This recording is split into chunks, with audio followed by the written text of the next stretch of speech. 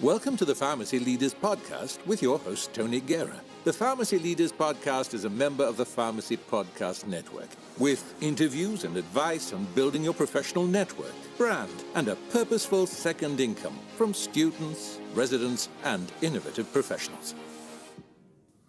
All right, and welcome to the Pharmacy Leaders Podcast, Sunday episode. As usual, I'm recording it on, it's Friday, and I wanted to get this done because we're going to be doing a little bit of traveling. I'm sorry for all of you that don't enjoy spring break anymore, but I do. I take a little bit of a hit on the income, but I'm very excited to have a week off and spend some time with my family. What's coming up in the next week? So obviously APhA is not this weekend, but next weekend, so I will be in Nashville, so look out for me. I'm going to be the only guy with Iowa State anything on. But I'm really excited about what's going on with my podcast this week. I got to interview Matt Marinchick, and he is a country music singer in Nashville, and he's been there about 6 years, and he plays about 35 different venues, and we did 2 episodes. The first episode, I talk about his entrepreneurial journey. What's it like? He was a D1 player for Ohio State. He's 6'10", and played for Ohio State University, and then went over to Germany, played for 6 years, and then didn't renew his contract, came to Nashville and tried his hand as a country music singer and has been successful for the last 6 years. So he's got 3 albums, well, whatever you call them now on iTunes, but Matt Marinchick, which he released in 2011, just before he made it out there to Nashville. Then Big, B-I-G, which he released back in June of 2016, and then Bigger, which he released Christmas of last year. He's a really nice guy, and I think you'll get a lot out of it. And then on Wednesday, I talked with him about where we should go in Nashville. Now, I've been there one time before. Mindy and I went down for our 8th anniversary, so I know it okay. Broadway's only about 5 city blocks, and they're not terribly big, and you've got about 45 bars within them. But he's a guy I think you should look out for. He's a great singer and just a nice guy, and we'll talk about some of the places to go. Some of the better places to go in town, and then if you want to head a little ways out, maybe 10 minutes away, you can also take a trip that way. So that's going to be Monday and Wednesday of next week on the Pharmacy Leaders Podcast. And then Friday, I've got a couple that I might use. I've got a number of them in the can, so we'll see. The Mothership, a lot of businesses this week. So Heffernan Insurance on Monday, talking about insurance for independent business owners. H.D. Smith back about the pharmacy buying group. Senior RX Radio, talking about transitions of care. And then this one was one that really spoke to me from back when I started, Retail Spanish Immersion Internship. This is part 2 in the series. And when I went to Phoenix after I graduated, I went to a predominantly Hispanic neighborhood, and I got to speak Spanish as much as English, and I really, really enjoyed doing that.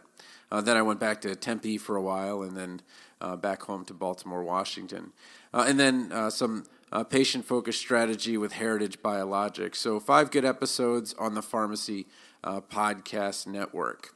TLDR Pharmacy, again, he puts out a lot of quality, so putting anything out, anything more than 2 weeks is unusual for him, but I still recommend that How to Study for the NAPLEX and pass on your first try if you haven't already looked at it, and definitely check that out. Jackie Boyle from thepharmacygirl.com, she put together a quick blog about working moms and that question, am I a good mom? And I know that there have been times where our kids have been like, where's mom for this or that? She works the 9 to 5, and a lot of those kind of kids things and homeroom mom things happen around 2:30 or 1 o'clock in the afternoon, and that's just a really tough thing. But one single thing that I found that really worked well is that I took over lunches. And you might not think that's a big deal, but now that she doesn't have to worry about the lunches, instead of getting them to say, hey, what do you want for lunch and all this stuff, she gets to hang out with them in the morning, and she does their hair and things like that. And I think she has a little bit better relationship with him. And then I guess the second thing we did was I tried to take the girls 2 days at night after work, and then 5 days in the morning. So if I can, take care of those, then hopefully she'll have a little bit more time.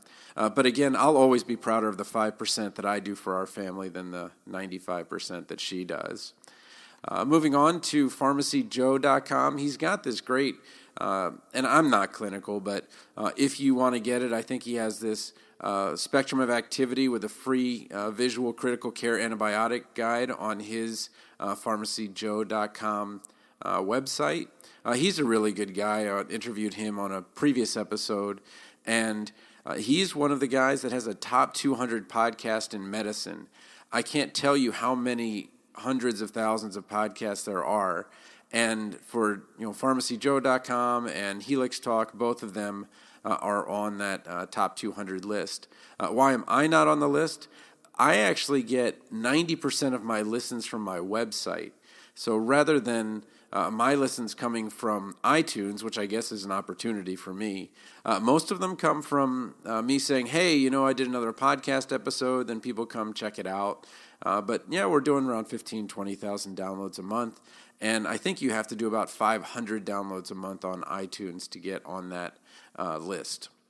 Or no, 500 downloads a day. And that's about what we're at. We're about 15,000, a little bit more than that.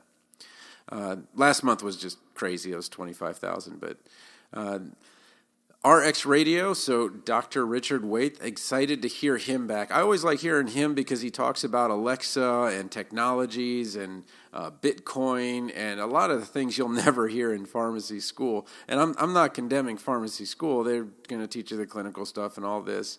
But it was kind of neat hearing this presentation that he was making. He does a lot of in-person presentations, and he records them.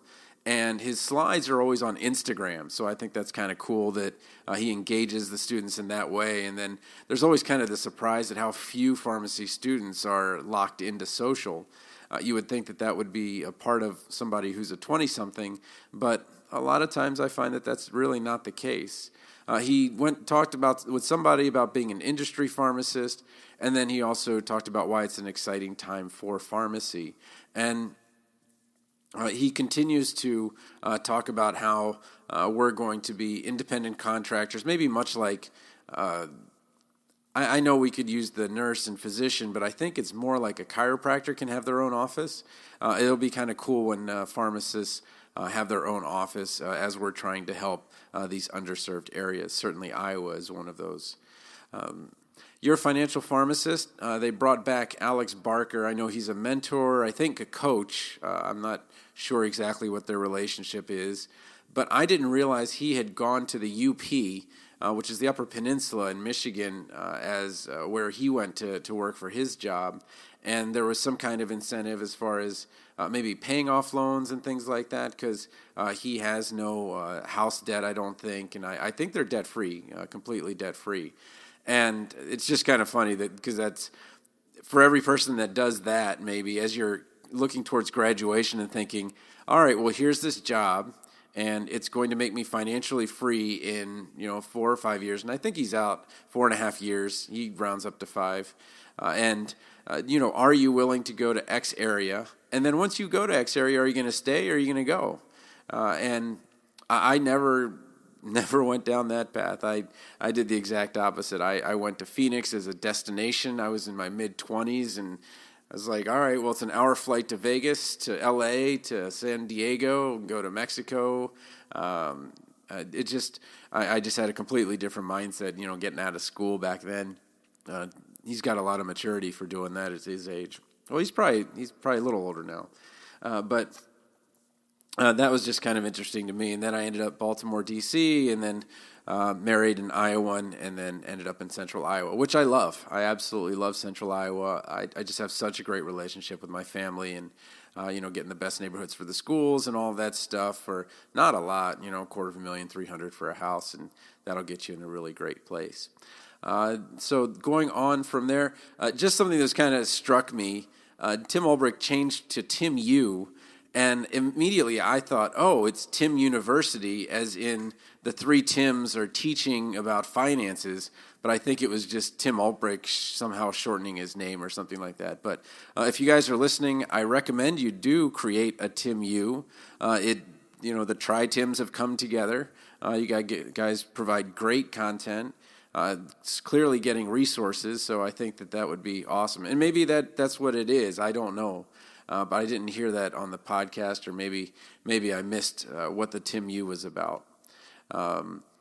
Hillary Blackburn, so we are going into her backyard in Nashville, and she interviews a pharmacist from Vanderbilt talking about work-life balance, and I am just kind of on the side of there is no work-life balance in pharmacy. There are some jobs that are fundamentally incompatible with being able to be a good parent. And that's just my thought. If you're gone 26 weekends of the year, that's going to be a lot of things that you've missed. And I just don't think that it's possible to be present as much as you would like. And the thing is that if you're working that, you won't notice. Every once in a while, you'll get kind of hit with that guilt that Jackie Boyle was talking about in her blog post. But you won't notice because you're not going to be there to hear them say, gosh, why isn't such and such here? And then it's just how pharmacy has been for a long time. So kind of going back to Dr. Richard Waithe, I'd be excited to see pharmacists in more 9-to-5 roles, or roles where the family can come first. There's a lot more autonomy with the schedule. Rather than, our 9-to-9s or 8-to-8s or working the overnights, whatever it is that we've had to do. I don't think that there's necessarily that much of a need for the 24-hour pharmacy anymore. And I think that actually with what's going on with IT and with what's going on with AI, I'm confident that soon it'll just wake up a pharmacist in the middle of the night. They'll come on a TV screen. They'll say, okay, well, here's what your physician gave to you. They'll come to the 24-hour pharmacy. They'll pick up their medicine, but the pharmacist will be at home, maybe in bed, or maybe just getting out of bed into their booth or whatever it is. But hopefully that's the case, because I think we went from a profession, and the independents still have this to some extent, but we went from a profession that really valued the family to let's be open 24 hours a day, 7 days a week. And now, since we have the technology that the person doesn't have to be there physically, there's things that we can do to provide those immediate medicines that someone might need. And hopefully that'll be the case.